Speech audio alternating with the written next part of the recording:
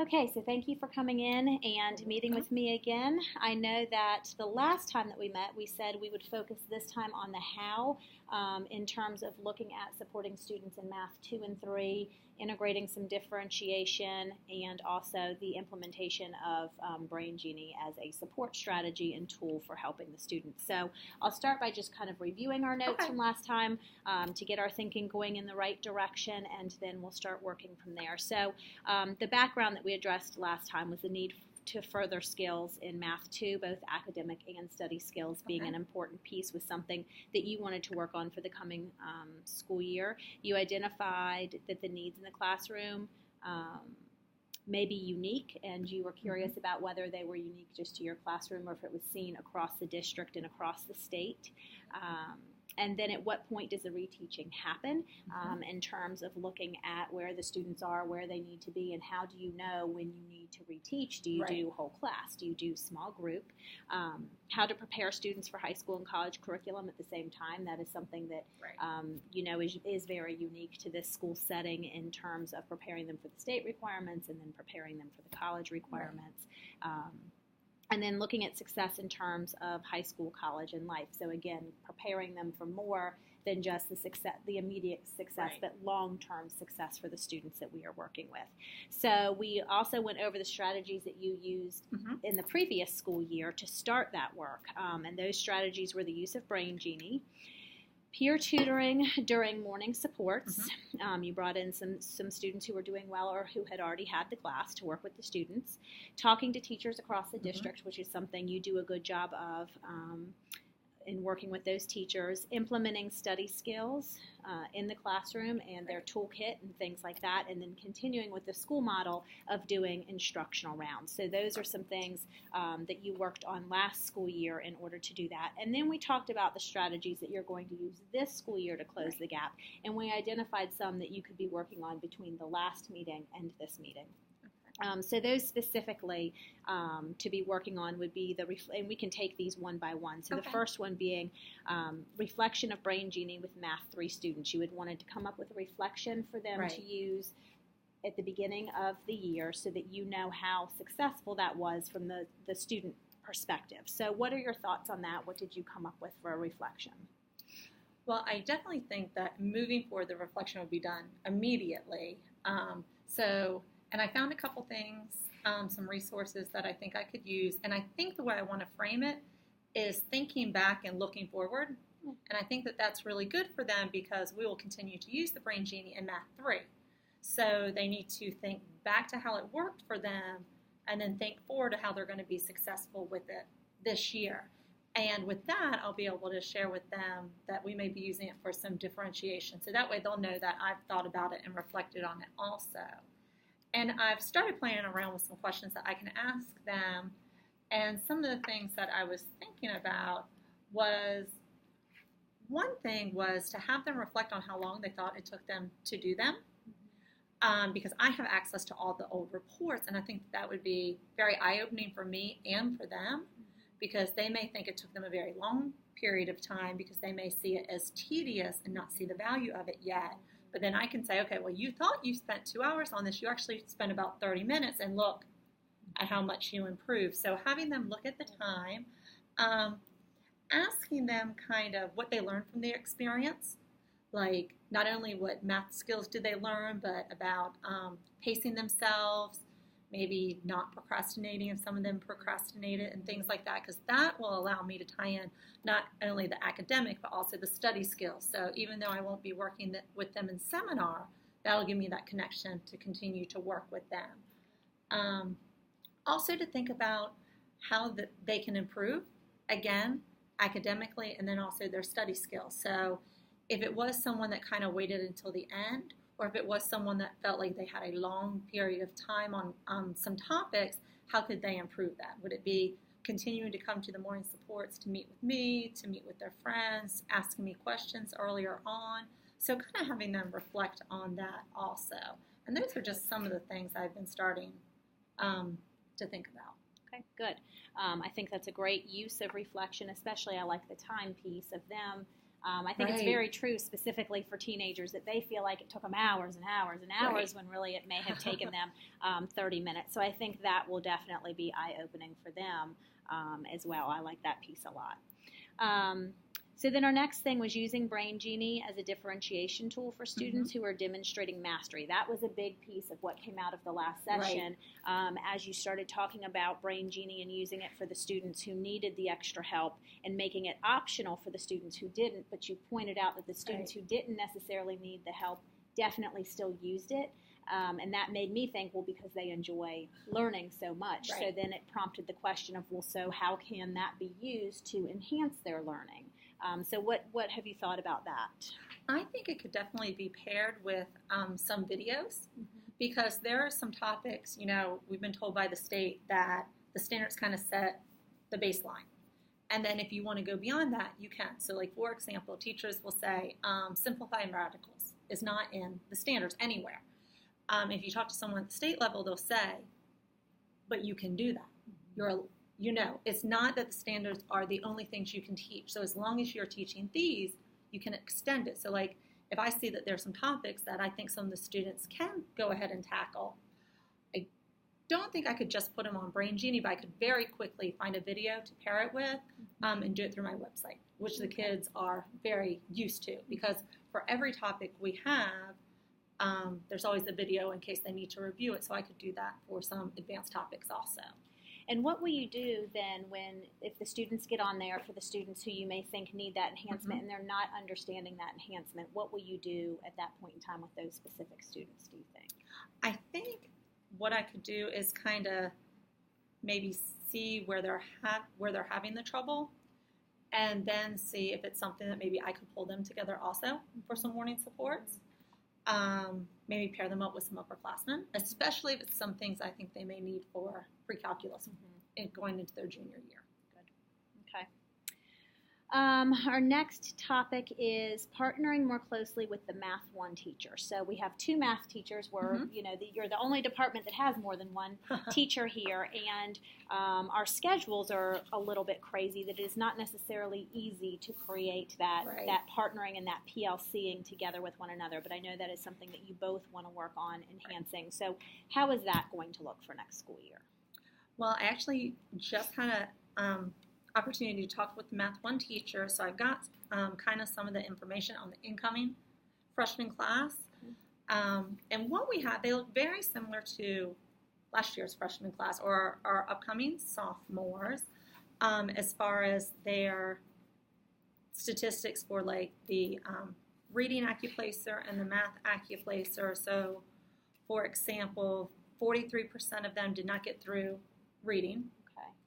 40% did not get through math. Now that actually may be a little bit higher than it was the year before, but we still have 5 students that have not tested yet. Okay. So I have a feeling that those numbers might actually drop, so it'll be more comparable. And out of those students, it was interesting, there were only 10 that crossed over, because I think the year before, probably most of those students, almost all of them did. Wow. And there was one Math 1 student that didn't get through the math Accuplacer. Wow. Okay. So that was kind of interesting to look at. But I think just the knowledge to see that they're going to be very similar, to see that that need will still be there, kind of reinforces the idea to continue to use it. But the Math 1 teacher has actually already set up Brain Genie for the incoming Math 1 students. And he has 20 skills that they need to work on. And like how I did it for the first part of the semester, these are skills that they should come in with, either pre-algebra or 8th grade math skills. Like, for example, evaluating algebraic expressions, order of operations, writing expressions, and writing equations and inequalities. So he's set up different goals for the students to work through, and some of the students have already worked through them. Some of the students have worked through part of them.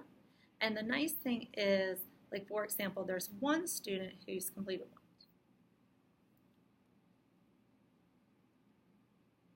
12 of the 20, and you can see for one of the skills, it tells you that they've completed the skill, but they initially had some trouble. Oh. And then that same student, it tells you that they didn't complete the skill, because they had some trouble. So it is really nice that you can kind of see not only are they getting it done, did they struggle? If they did struggle, was it initially? Another thing that it'll tell you is that they completed the skill, but they took a very long time on each problem. Okay. So That's great. Mm-hmm. That's really nice that it does that. So what did you guys talk about as maybe a plan for these students then, based on this data you're able to collect before the school year even begins? Well, I kind of shared what I did last year because he's going to be new using it. He did use IXL last year, which is a really good program, but how I mentioned in the last video, IXL doesn't let you pick the skills. Right. So the kids could go on there and pick their skills, and they could be picking like 6th grade skills, so you really don't get a true picture of how they're doing. So just kind of sharing using the morning support. I'm hoping that maybe we could pair some Math 2 students with the Math 1 students.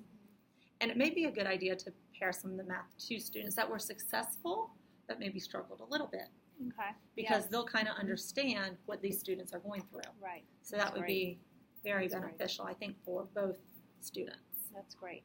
And in terms of the two of you working together throughout the school year, how do you envision that looking? I think definitely sharing ideas on how to reflect, maybe sharing some ideas of how we're going to evaluate the students and gather their data to make sure that they are working on it the entire time, because I know that I said that was an area that I had a weakness in, so maybe just gain some ideas from some other teachers I think would be really helpful to keeping me on track, keeping him on track, and also keeping the students on track. And that goes directly into our next one, which is that closely monitoring the progress of the students and teaching them to take ownership of their learning through using Brain Genie. I also think what I hear from that too is that if we start using this, obviously this is the first time it's been used over the summer before the freshmen come in. Right. So if that becomes something that they're used to the summer before they begin, then when they get to you in Math 2, it's something they're familiar with. They know how it works. They know how to work through the problems. And then again in Math 3. So I think it would become more of a piece of the culture, of the math classroom culture. So the monitoring aspect may happen on its own, with them monitoring it and them taking that ownership and then them completing that process. And I may even be able to kind of pair or partner with him because, last year what I did was the first 9 weeks were skills that they should have had from Math 1.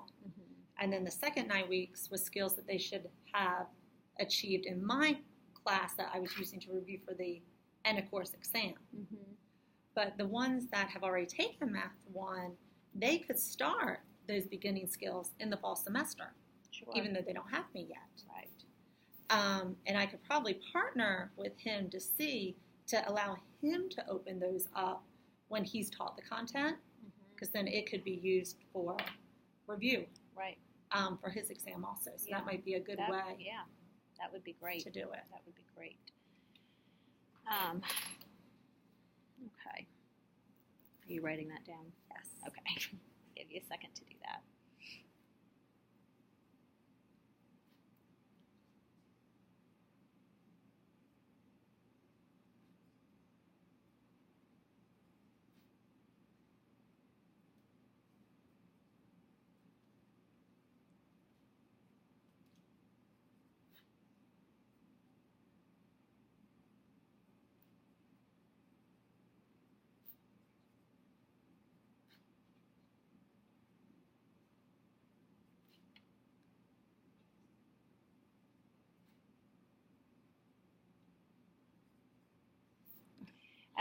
Since you're taking notes right on there, I was looking. So these students who haven't done it yet, obviously they have it only until, school starts for them next week. Right. So did you guys discuss a plan of what to do with the students who have not done it? Well, and some of them are our homeschool students. Let me see if any of them are. Must be early enough for the quarter, yeah.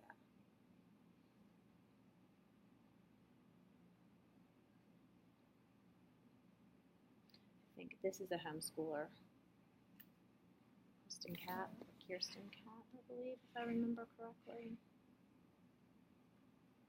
Maybe. She is a homeschooler. And she hasn't worked through it at all, which surprises me, actually. I don't know if they have login because he doesn't have an email address for so them. he wouldn't have given it to them. Okay. And so I know that's he one. Right. And I know he has spoken to some of the students Okay. who have not begun Right. yet. And I know this is a Davidson County kid. This is a Davidson County kid. Davidson County, Davidson County, Davidson County. So it looks like she's the only. So where are students like Aaron Seacrest? Okay, he's down here. He worked through it, but he doesn't have a Davidson County email. I don't know. So I don't know if he was able. That would be a good question for him to see. Okay. But did you guys talk about what you do with those students who show up the first day? Right. Math 1 starts. They've not completed any of this. What is the backup plan for them? We have not had a chance, but if I think about how our morning schedule, there might be some time built in. I know they have technology in the morning, but I still feel like there might be some pockets of time Okay. where they could work on it. If Or I think even of past. asking their parents to pick them up maybe an hour later, Right. since they are half days that first Yes. time. Because I think this is important, and Mhm. it's great data to be able to use. And if only, Right. if 50% of them are completing it, great, but what about that other 50? Where are Right. they, and how do we group them? Because I do think that he said he was going to base his grouping off of, based on certain skills, Nice. either ability grouping or non-ability Right. group, You can based go either on way. right, based on what it is he's teaching. So Absolutely. I think, he needs to have that. Okay. The next one that we talked about was using the standards as a reflection tool after tests. This is something that you've gone back and forth with. I think at one point in time you did use standards-based grading, which I know is probably a lot of work, and maybe veered away from that a little bit. So, and still being somebody, I know you as a teacher, you know the standards, you use the standards, you want the kids to know and understand the standards. So that is something that you were looking at, educating the students more about the standards. Right. So using that as a reflection tool, you had said it would be most beneficial after you thought the tests rather than before. Is that Right. correct? Or I think another good way to do it, because it would be very easy to, when they have their test, then add a page of the standards. And probably the easiest way for them to reflect and for me to just look at it quickly to gather data would be just for them to highlight red, yellow, green. So red as in they don't think they have mastered this standard. Yellow, they think they have it, and then green, yes. And I think you could go two different ways, because you could have the standard written and then you could tell them the questions that align to it. Or you could just have the standard and not have the question there. Because I don't know. I'm thinking, because if the question was not there and they don't think they've mastered the standard, but then they have, I could see it going either way. So and maybe what if the question is there? So if the question's not there, they say, no, I haven't mastered this, but they have. But if the question is there, what's your hesitation with that?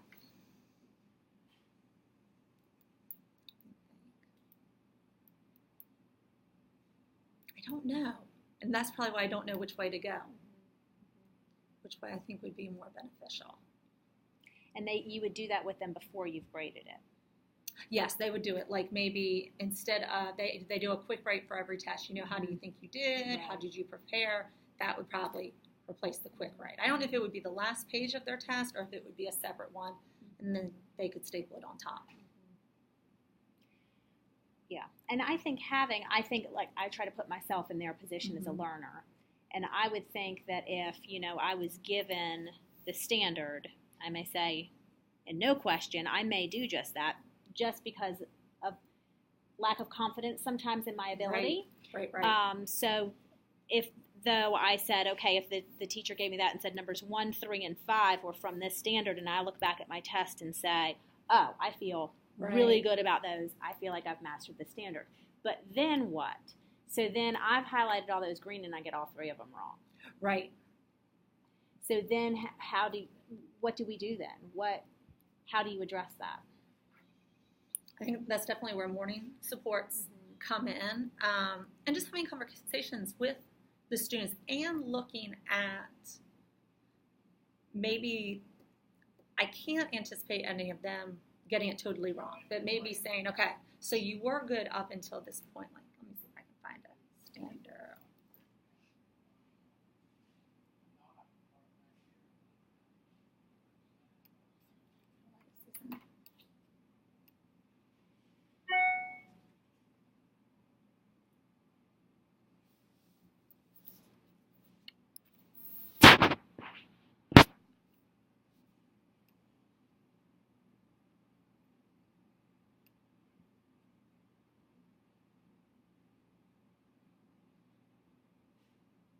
Like maybe this one, like this one says, understand the inverse relationships between exponentials and log, quadratics and square roots, which was a Math 2 concept, linear to linear, and use this relationship to solve problems using tables, graphs, and equations.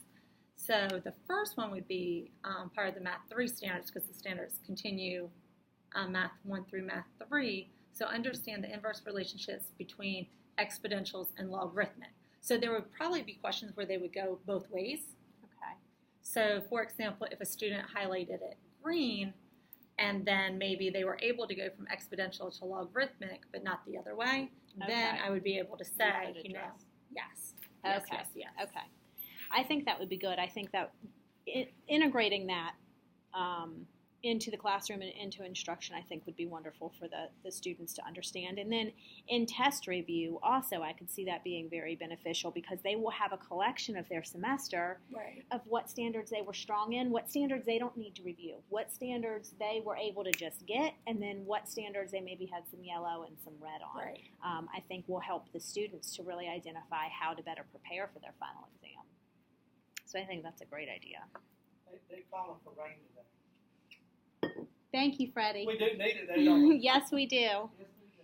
Y'all have a good day. You too. Thank you. Oops. Okay, so the next one on our list is continued work with teachers across the district. So what is that looking like? I definitely have some partnerships built, some partnerships I've had for a long time from going to training. I've also been able to extend them from National Board. You know, there's some new teachers that I've connected with, and hopefully I will be done with National Board this year because I'll get my scores. But two of those teachers, one who I've worked with for a very long time, are continuing the process. So I think working with them and looking at their lessons, I always think sharing lessons is a great thing to do, because, you know, even if it's a skill that you really enjoy teaching, or it's a skill that you really feel you're a master at teaching, just getting some new ideas, especially if you've used the same lesson again and again and again, I think is really beneficial. So that's definitely something that I want to continue to work with. Okay. And do you know, and I may have asked you this last time and I don't remember, are any of them using Brain Genie? Yes, because I got the idea from the one teacher. Yes, and she's actually one that I've worked with for a really long time. We actually went out and did some training in Michigan together. Okay. She's going through National Board right now. Okay. She's taught Math 1, Honors Math 2. She shared all of her Google Doc information with me, and I believe another teacher at South is going to be teaching Math 2 for the first time. Okay. So she said, you know, can you kind of share everything with me? And the one teacher said yes, and so we'll be sharing all of that. That's wonderful. And I guess, too, I think reaching out to Oak Grove, since we had been talking before we started this piece, we talked a little bit about the scores from the spring, now that we have all of that compiled, and noticing that Oak Grove High School, I think what they're going to do, at the last principals meeting, all high school principals asked for a breakdown of the scores by teacher. Oh, wow. And that is something that this district has never done and never said yes to, because they have their hesitations about it. But I think they're going to let us give it a try. And that way, you know, from our perspective, we want to partner you guys. Right. We want to say, okay, Michelle, at Oak Grove, teacher X is the one who got those scores. And that's how we want to use it. And unfortunately, I think the district is somewhat hesitant of it being used between the teachers in a more negative way. Right. So I think it's really up to the principals to keep the actual scores confidential, but to say, hey, I think you should go observe teacher X at Oak Grove, you're wanting to improve these things, and I know that teacher is doing that. Right. So I am hoping that will be helpful this year. Especially, I wonder when they break it down, because I know for the fall, when they broke it down, not only did they give us the percentage correct, which is what we have here, but they also gave us all the topics. Yes, they will do that again. And I wonder, will they be able to break into the back of here? I don't know. Now, sorry, I cut you off. No, they didn't do it here. But your question was, are they going to be able to do that by teacher? Yeah, I don't know. That would be really interesting, because then you could see. So areas like this, like algebra, functions, geometry, statistics, and probability. Because, I mean, that makes it even more powerful if you can see, okay, this teacher is, like, oh, wait, this is just the district. Is this individual? Is it by school? No, it's a district, isn't it? But that would be a good question to ask. And if they can't do it by teacher, could we get it by school? Okay, so.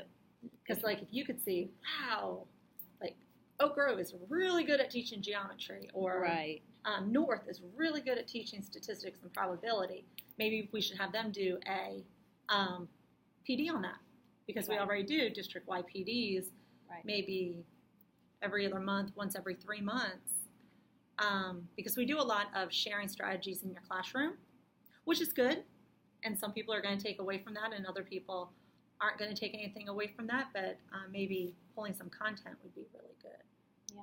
So definitely if they can do that by school, but I think by teacher would be even more powerful. Absolutely. Because then you could see, you know, I'm really struggling with functions, but this teacher over at East is in like 86% for functions. Maybe I better figure out what that teacher's doing. I think that would be very beneficial. Well, and I'll say, since this is not just like a made-up video, and we are actually having these real conversations, so I will go ahead and put out there, if you're going to interview for the, director position, talking about things like that, and talking about those ideas, because those are ideas that haven't been thought of by the people in that, but then those roles in our district. Powerful for PD. Yes. So I think hold on to that thought. If you decide to go that direction, I think that is something that you, in my opinion, would be very, very beneficial for you to share as an idea for PD. And I think that would open up doors for that type of PD going on across the district in every curricular area. So I think that's a pretty great idea. I think they have a math one also. Yeah. And then again, getting the 8th grade scores in there. Because we have to stop thinking. We talked about that last time too. We have to stop thinking 8th grade math 1, 9th grade math 1. Math 1 is math 1. Yep.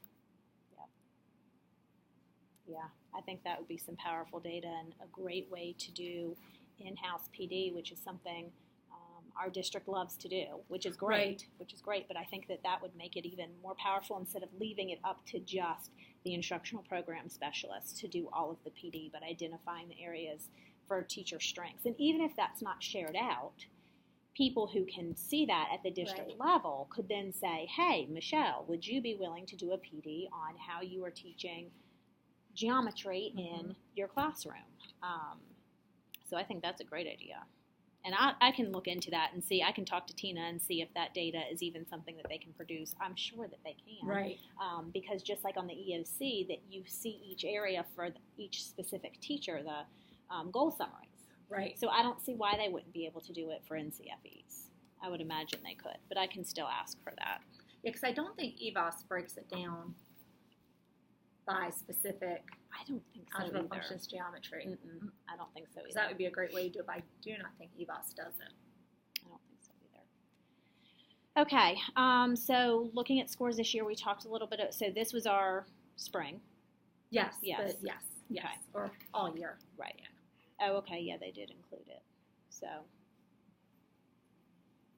Okay. So Oak Grove was it that was higher, and it wasn't even. Where is Oak Grove? Right here. Yeah. Like a question. Yep, like one question different. So you could look into who's teaching at Oak Grove. Yeah. And it's that's Math 3?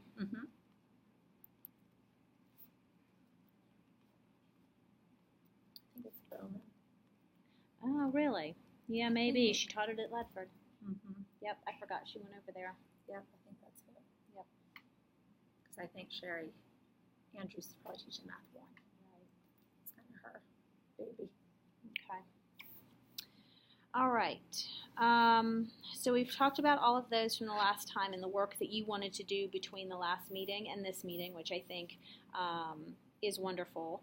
You've made good progress on that. And I think that starting the school year, you have a good focus on the how and how to get a concrete plan. Some of the other things that we talked about that I think may be work going into the school year once it has begun, and also work with the new principal here, and continuing the work with our college liaison. One of those was with the college instructors. So when I met with the college liaison after our meeting, I had to meet with her about some different things, and I brought up the fact that you would like to meet with those instructors. And the nice thing is she used to be over that department, so she has a connection with those instructors. And I asked her what the process for that would be. Perfect. And she shared with me that if you just want to get in touch with her, if you want to email her at the beginning of the school year, once they have all their instructors in place. They have them in the system now, but she said oftentimes that changes once the year begins. So if you want to email her, she said she could put you in touch with them, or she could get in touch with them and arrange the meeting, or however you guys decide you want to handle that.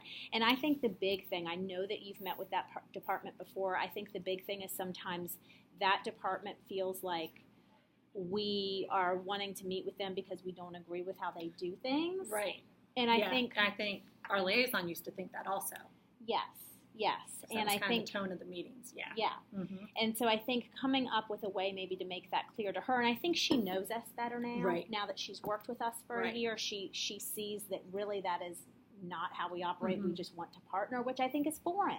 Right. To the community college, because not even within their own department do they share ideas and what they're teaching. So you had said that was a way that I could help you, so I did look into that, and you just need to reach out to her, and she said that would be perfectly fine. Continue to implement study skills with a specific focus on note-taking. We had tossed around a couple ideas with that, but also tying it to the Learning Commons. So I think that maybe working with the Learning Commons, or maybe even the new principal here, to come up with ways that can be integrated into probably seminar class, wouldn't you think? Working with the sophomore seminar teachers too. And that can pair with working with the college instructors, kind of asking what their expectations are, kind of how they give notes and things like that. And I think note-taking, the more I think about that as being such a critical skill, it's going to be different for math and English. Right. So maybe even doing the focus on, having a session on math with them and having a separate session for English with them, because those are going to be two different scenarios.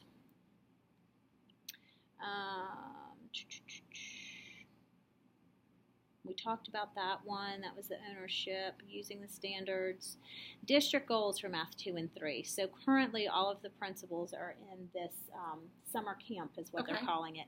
They've not gotten to goals for specific areas yet, so I don't know if your principal will come back with that at the end of this week, which works out well for you guys since you come back to school on Friday, which is insane to me that it's that fast, but we haven't gotten that type of stuff yet, so that may not come, unfortunately, until August 15th, which of course you guys are 3 weeks into school, or 2 weeks into school at that point in time, but we have another meeting on the 15th. So I think just letting Maria know that that's something you're really interested in. And I'm hoping that someone at the district, because if we look at the data, and I know that there's lots of different things to look into, but and I know it's not just about the numbers, but how do you gather information, and a place to start is by looking at the numbers. But when Math 2 was a field test 2 years ago now, the percentage correct at one school was 56, and then it dropped to 46 this year.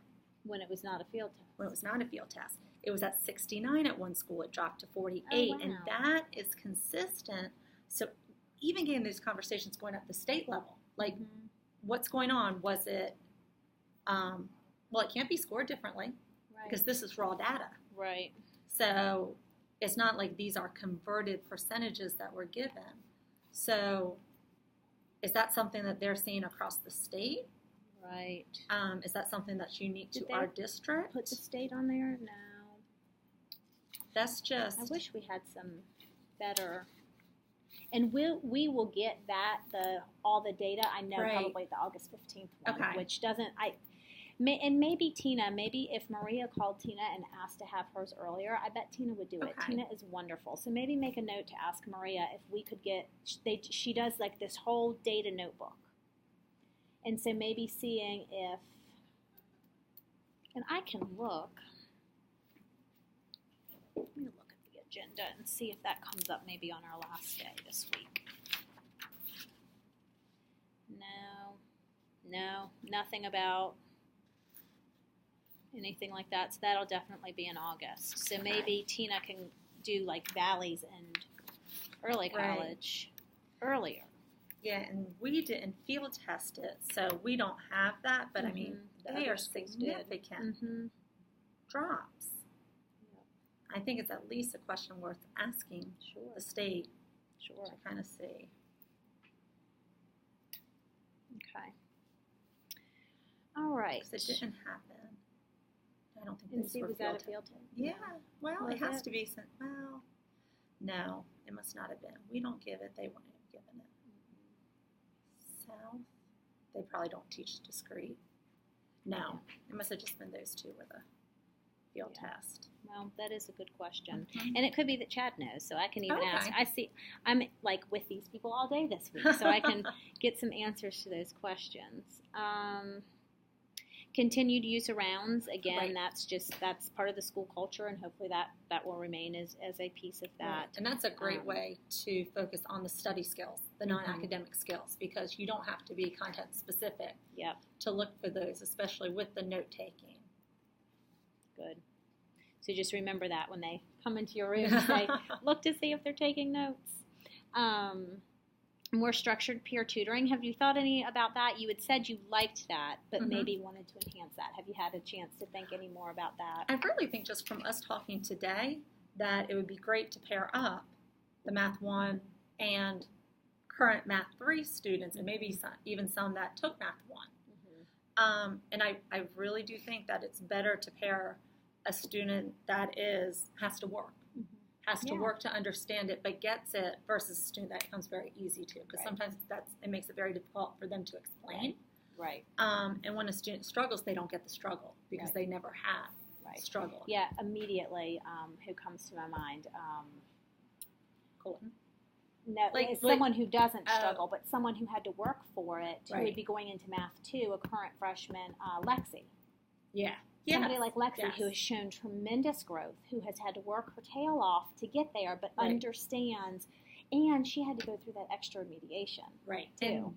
And now I've worked with them for a year, so I can pinpoint those people where before, when I did some PR tutoring, I didn't know them that well. I didn't know their Right. skills that well. So I kind of just based it off of, okay, these kids are doing well, these kids aren't doing well. Let me kind of see How if you I can pair put them up. together. Right. Yeah, so that's good. So that will help, and then doing, I guess, the same with Math 3 Yes. to Math 2 as Mhm. well. So putting those Math 3 kids to work. Thanks.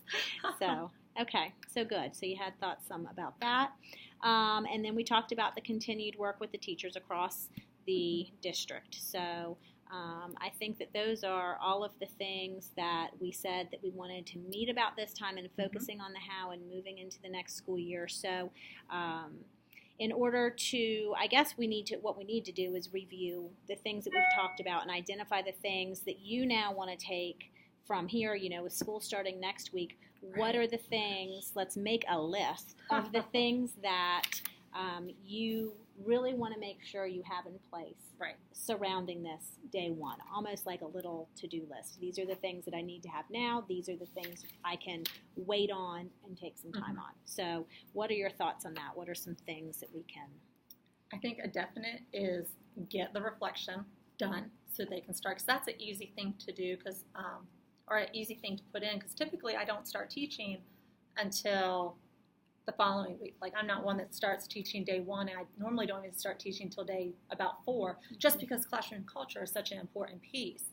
So that would be an easy piece to kind of just fold into that. So definitely getting that together, figuring out what questions I want to ask them.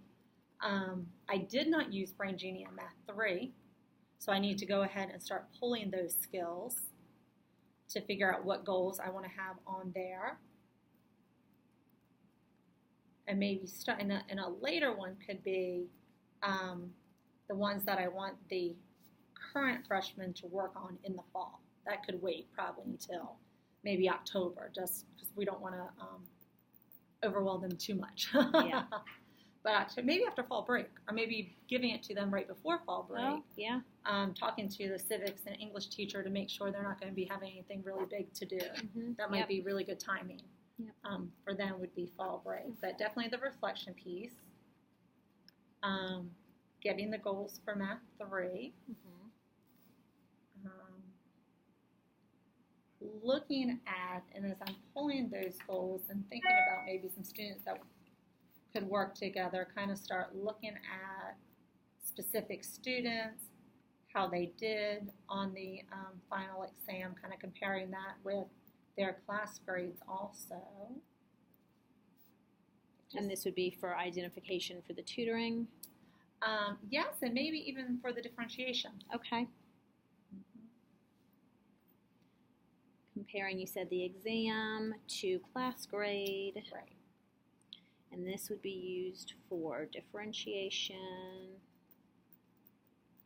And just kind of talking to them, because I'm looking at a student right now and I saw the same thing when she took the midterm exam. Like, great student, hard worker, does very well on test, and then made a 81 on the exam, which was not bad. Now that, Right. But just I was surprised that it was that low with how she kind of performed in class, because I had even partnered her with someone for tutoring. So I think those are good conversations to have that can get at the, even though it's academic, kind of get at the non-academic piece. You know, kind of what do you think's going on? I was surprised by this score. I'm not disappointed by this score, but it Right. surprised me. Were you also kind of having those conversations with students? And then you can always, you know, flip it around for some. I had one student that was really nervous, and just saying, like, look at how well you did. Right. You know, this is up from when you took Math 1. You were really worried, kind of really just yeah. digging into the. Is it him? Yeah, he was he so, did, oh my gosh. Yeah, and he did great. Yeah, Yeah. Okay. kind of starting to dig in and talk to them about it. So I've got on the now list, get the reflection done, pull the skills for Math 3 for Brain Yes. Genie. As you're starting to look at pooling the skills and looking at the specific students and comparing their exam grade to their class grade, Right. and using that for differentiation and possibly peer tutoring, thinking about having those conversations with students, which should happen probably, especially, you know, as you work on that Right. classroom culture piece. That's a good time to do that. What else Right. would be on your now list? Anything with the standards? I don't know when you give your first test. Probably starting to set up with talking to the college instructors. Okay. I think those would all be very reasonable goals. Okay. And then also talking to our new principal about the AccuPlacer, the sophomores that have not gotten through, whether it's the 010 through 030 or the 040 through 060, because that may be a similar goal for those, or it may be a different goal. Right. Okay. And figuring out for the sophomores first, and then later for the freshmen. Because they probably have some time to Yeah. wait. Okay. All right, good. Can you think of anything else? And I'll add I'm going to add a note here, and talking with Maria, also ask for Mhm. data Right. earlier. That just gives you a better picture to start with, instead of you're Right. 2 weeks in and, Right. right? Yeah, especially if they can break it down for. Mm-hmm. I guess they have. I haven't for the district. That's the thing. We have it for the district. but not for, yeah. Mm-hmm. Okay, well, I can ask that question too when I see Okay. Tina. Okay. All right, and then I have on your later list the current freshmen to work on Brain Genie in the fall, over Right. fall break. Mm-hmm. Anything else on your later list after these things? I think the AccuPlacer for the freshmen. Okay.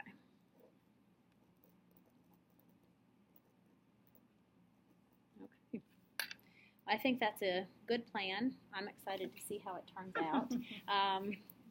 It'll be interesting to hear how it goes and to see, what impact it has. And again, you can't really make that impact on 1 year, but I feel like this is year 2, and you may see an impact as you continue to integrate these. But it usually takes 2 or 3 years worth of data to really see what's working. So I think you have a great plan. And anything I can do to support you through the Perfect. process, continue to reach out, and I will do that. And I will get back to you. I'll talk to Tina when I see her Perfect. this week about breaking down. I'm going to at least say, if we could break it down by school Yeah.